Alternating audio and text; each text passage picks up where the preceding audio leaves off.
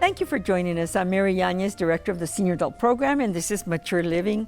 We're always trying to promote our programs here at the college, in particular the continuing education workforce and continuing education, grants and programs, and what is available for all of you, whether you're a business or an electrician or a plumber, but wonderful, wonderful programs. And so we've invited Dr. Carmen Aguilera-Goerner, who is not new to El Paso, but has been traveling all over the place, and now she's working with our workforce. Thank you for being with us. You're welcome. Dr. I'm so Carmen, happy to be here. Yes, tell me about your travels and about you. Okay, I was born and raised in El Paso, Texas. I'm from Bowie High School. Yes. Grew up in the barrio, went to UTEP and moved, and I've been traveling all over the world. I've been fortunate to moved away for 25 years from El Paso, but I have my bachelor's from UTEP, my master's from ASU, and my doctorate from New Mexico State University. So and it's you're great to be back. How long have you been now with the program at the community college? I've been here at EPCC for almost 2 years in December. It'll be a year and a half. And it's the Workforce Strategic Initiatives program. Yes, Very it is. We work in partnership. We are under the division of Dr. Jaime Farias, who's the Associate Vice President of Workforce and Continuing Education. And we work in partnership with the Texas Workforce Commission. And I'm here to talk about several grant programs that we have that the community can take advantage of, either people you know, small businesses, large businesses, apprenticeships, or whatever. So I'm going to talk a little bit about that. Very good. And so I understand you have four different programs, and then we'll also talk about outreach. But tell me about the first program that you want to mention. Okay, the first program is the Skills Development Fund program in partnership with the Texas Workforce Commission and the Workforce Borderplex Solutions Board, which is run by CEO Joyce Wilson. And our partner with the TWC is Muriel Borders, and she's here. She actually is here in El Paso. And we also work with the City Economic Development, all in partnership in bringing grants to large businesses. These are businesses over 100 employees. And we provide grants that are funded through the community college, up to about $500,000 for each business. So currently we go out and we accommodate business needs. We go out and ask what kind of training needs they have, and we submit the grant for them. And you customize. And we whatever their needs. All the courses. And not only customize that, we go out to their site and provide the training at their site. Wow, that's amazing. And there's another program for smaller businesses or employers that have less employees? Yes, that's our Skill for Small Business grant. And that's for companies that have 99 employees or less. So if you know of anyone that owns a small business that would like some kind of training, we would be happy to submit a grant for them. This is also a grant provided by the Texas Workforce Commission, and it provides up to $1,800 for each new employee and $900 for existing employees to train. So they can have training from Excel, soft skills to highly technical skills. Wonderful. So the employers, this grant pays for them to come or for you to go and teach whatever the needs are for that business. Correct. For the employees. Correct. Sometimes we'll have these small businesses that one or two courses in Excel, soft skills, or CompTIA, or some of these other highly technical courses, and we provide them for them. What are soft skills? Soft skills are more like, computer skills office skills that you would want your employees to have, such as Excel or word processing or PowerPoint.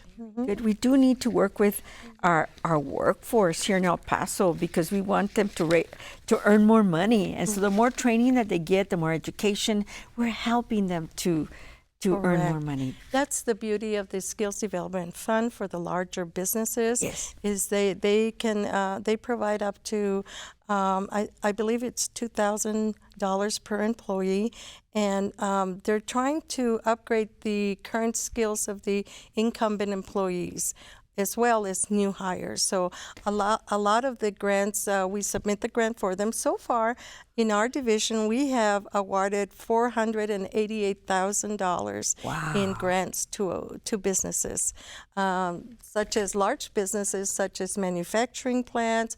We're working on a hospital grant that's supposed to be pretty big size grant. Very good. There's a third program for the military, for soldiers. Tell me a little bit about that one. Right. We also have our Skills for Transition program, and it's for service members who are preparing to separate from the service, Yes. or veterans discharged from the service that are within 12 months, and they plan to remain in Texas. And this is another grant provided by the Texas Workforce Commission, and it provides up to $2,750 per service member. So these are funds that if you know of any military person that is preparing to leave the military, we can provide training in the area that they need so that they can get a job or move into a different career, or help them out to transition those and upgrade their skills. That is so good. The transitioning is so important for our military. You know, the college started with many of these soldiers that came back, you know, Right. and they built our community college, graduated from here. Right, So and we wanna EPCC has been so supportive of the military here in El Paso, and this is what's great about this community. Well, we're doing a good job, aren't we? Mm-hmm. And now there's another program, the apprenticeship program. Tell me about that. Yes, the apprenticeship training program is another grant-funded program that's under our area, and this one provides registered apprenticeship programs to businesses, to students that want to be apprenticeships. We have 9 active apprenticeship partners, and we have a total of 278 apprentices. So if you know of a business that would like to have apprentices at their site, or would like to have apprentices in their organization, they can give us a call. If you know of anyone that would like to be part of an apprenticeship program, they can call us also. We have apprenticeship programs in carpentry, in plumbers, the plumbers and pipe fitters, electricians, and so we provide apprenticeship programs. Now, the apprenticeship programs are full-time paid employees, and they earn while they learn. So they work during the day with our partners, our business partners, and at night they attend courses. Wonderful. And lastly, we've got to give that phone number of your office, and they can walk in and ask about any of the things we've been talking about. Correct. I hope we sparked up some interest as far as people and businesses wanting to call about these wonderful grants. Right. Take advantage of all that TWC, our Texas Workforce Commission, provides. Last year they had over $48 million in SDF grants. We need to use it. We need to use it. We need to have people come in and take advantage of our programs. If you'd like more information, our number is 831-7840. That is the Workforce Strategic Initiatives Department. I call it WSI. And you can contact us for any further information. And of course, their offices are located at the El Paso Community College Administrative Service Center in the B building at 9050 Viscount. Thank you so much, Dr. Aguilera-Goerner, for being with us. Thank you, and I'm glad we finally got you to come to Mature Living. Yes, thank you. And welcome. And also. hope to see you soon. Good. And we'll be back with more Mature Living.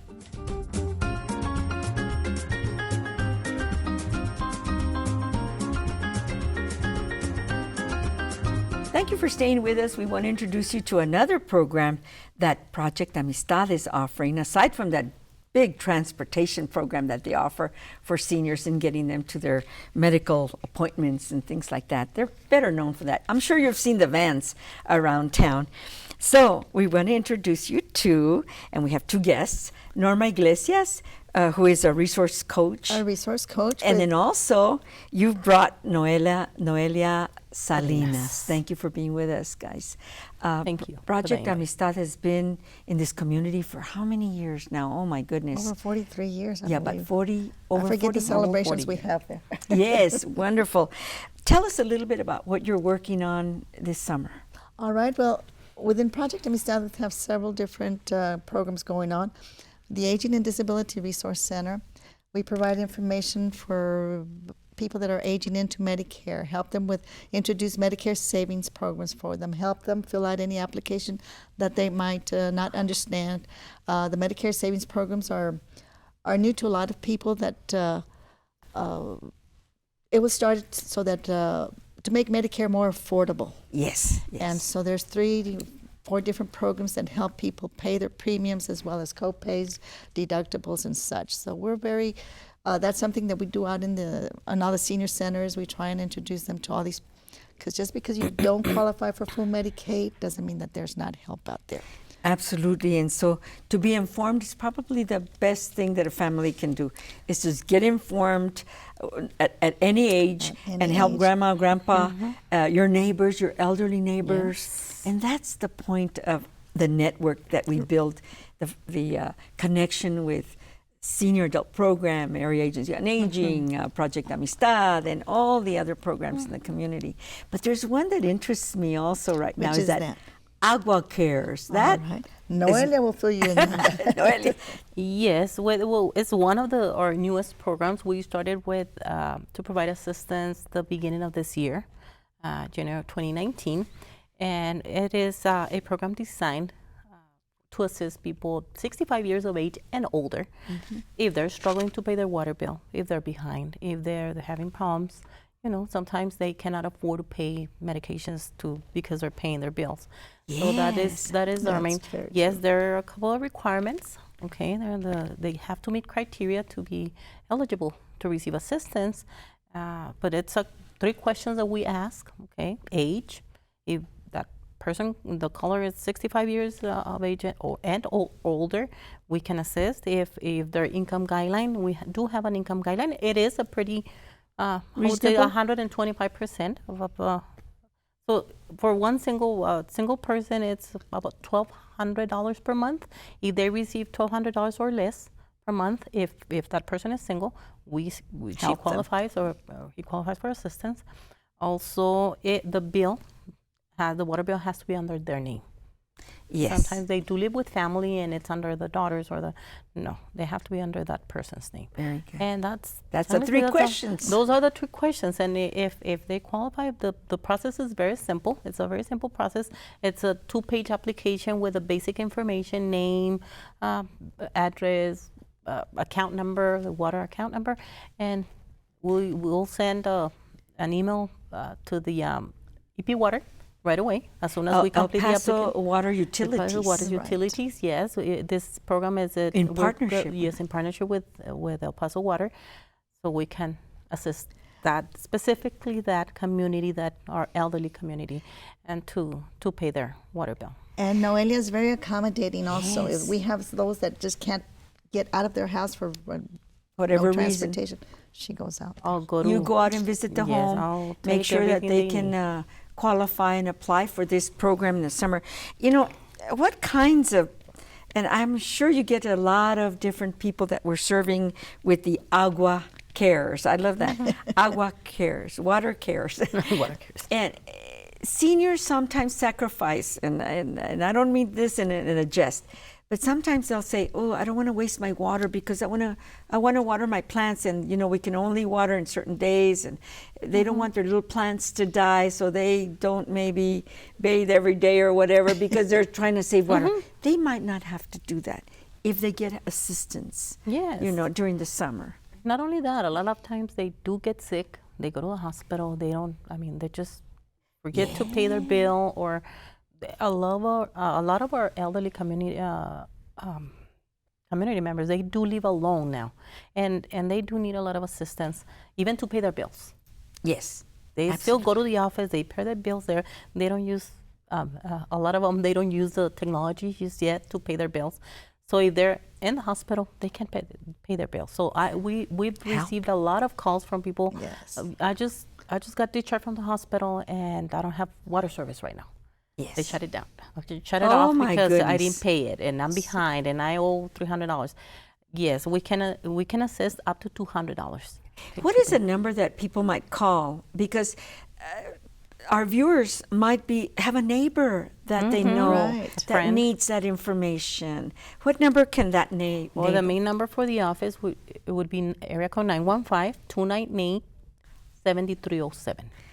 I'm going to keep that one memorized. 7307 for referral. And the only thing that they need to ask is, I need assistance or information in regards to the AGUA program. The The agua. water program. The water Or the program. AGUA Cares program. Or the AGUA Cares. What other services in Project Amistad that you may want to mention right now? Well, of course, we have the veteran counseling.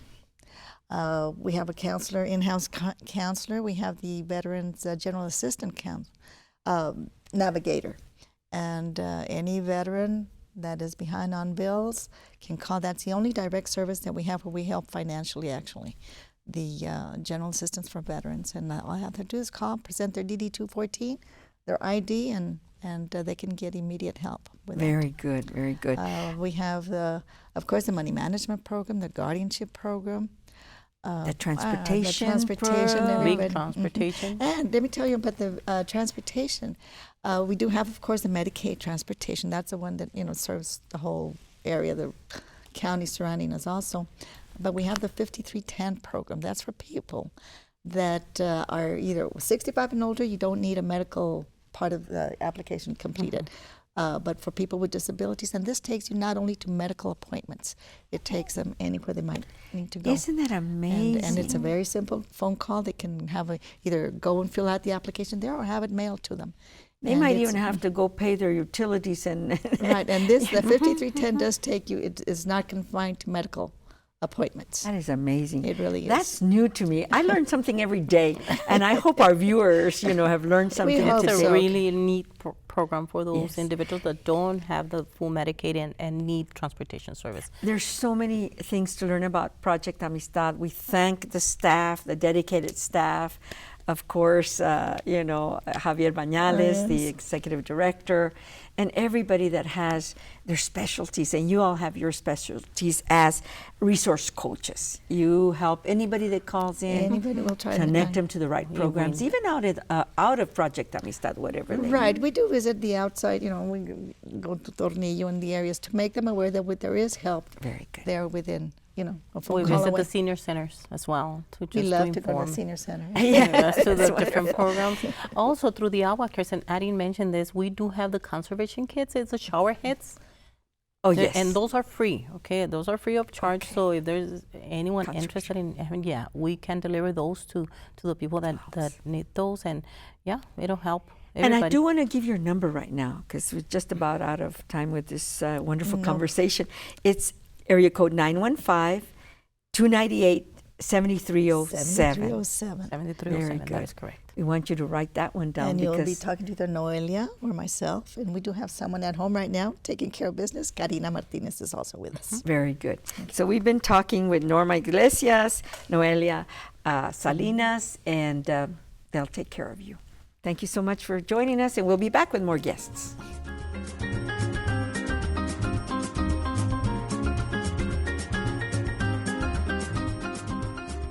Thank you for staying with us. We want to talk a little bit about the music legends of El Paso. One of my greatest experiences was to start a recognition program, an awards program for the early musicians from the high schools that brought together bands in El Paso. And this was in the 50s and 60s. And we've honored through our senior adult program at the community college, and with the help of Tony Serrano, a great musician, trumpet player, helped me. And we've recognized about 60 musicians over 5 years.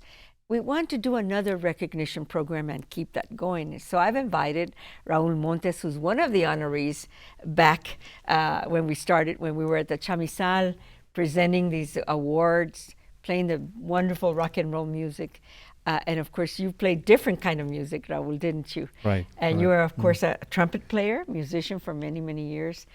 And I know you'll help me with this and many of the other honorees that have received the honor of being a music legend in El Paso. So many musicians, kids, that started in high school playing. Tell me about your experience. Exactly. Well, my first experience was in elementary school, as a matter of fact. I was in the audience in the auditorium, and I remember I saw the very first band. They were called the Royal Satins, and I was just knocked out by it. I said, this is wonderful. And I started out playing the saxophone for a year. But to me, it was too heavy to carry even 2 blocks from the school. So I switched over to trumpet. And then over the course of the years, I taught myself how to play percussion as well. And as soon as I graduated from high school, I wanted to be a rock star, according to me. Yes. So, it was an experience that it was wonderful playing with a group called Royal Satins, and then eventually I played with many other wonderful groups, the Impressions, Gene Willis Aggregation, and then eventually I went in with Bobby Rosales and the Premiers, who I played with for several years.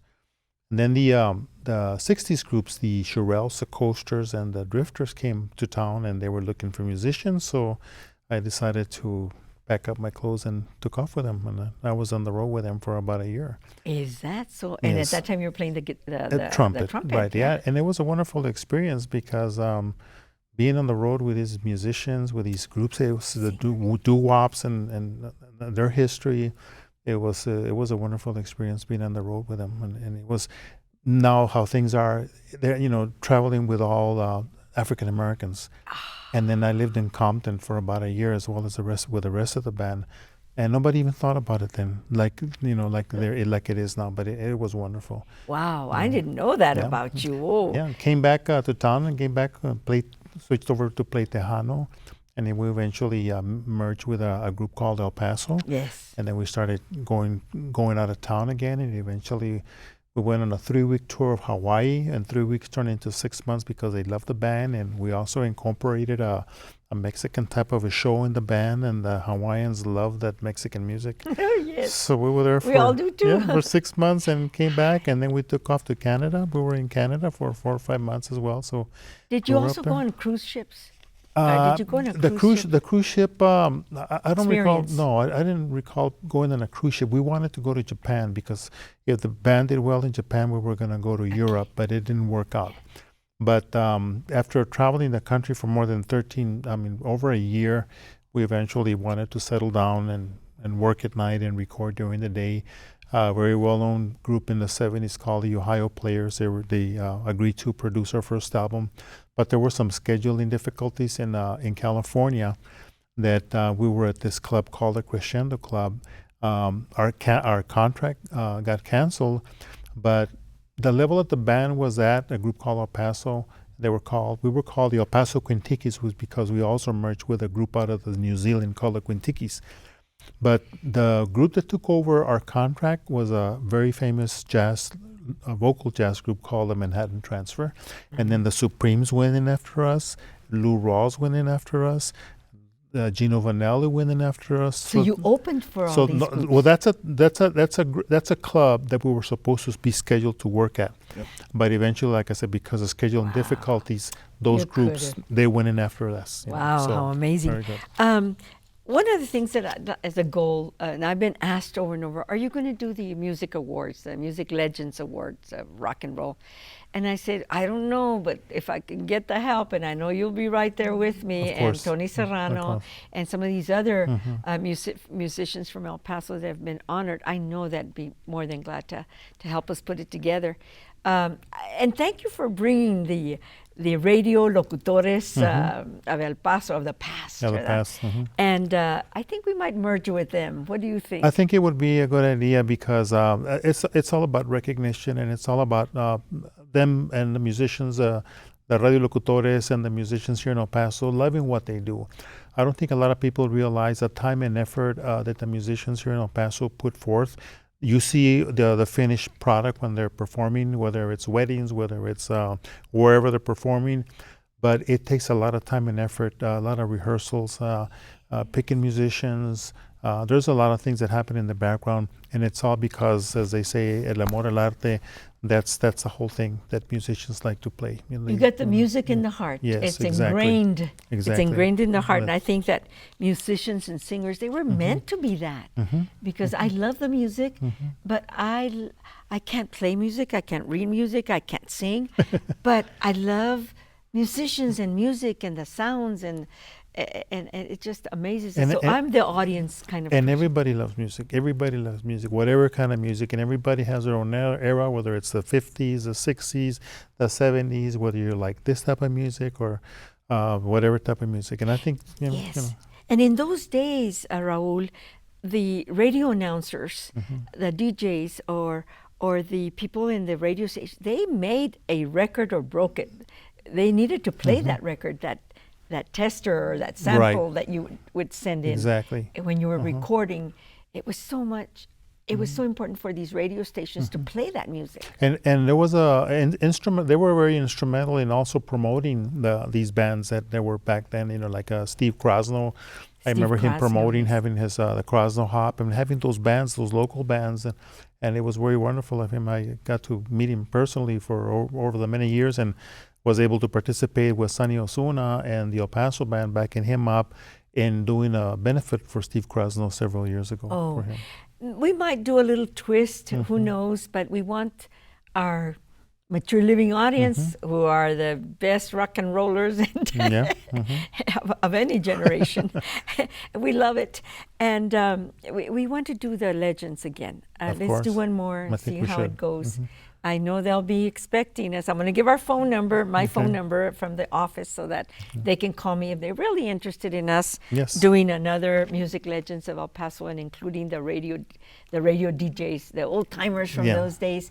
You give them a mic, man, and they just go. They just go. They're great Exactly. talkers, And so I'm going to give that number. It's area code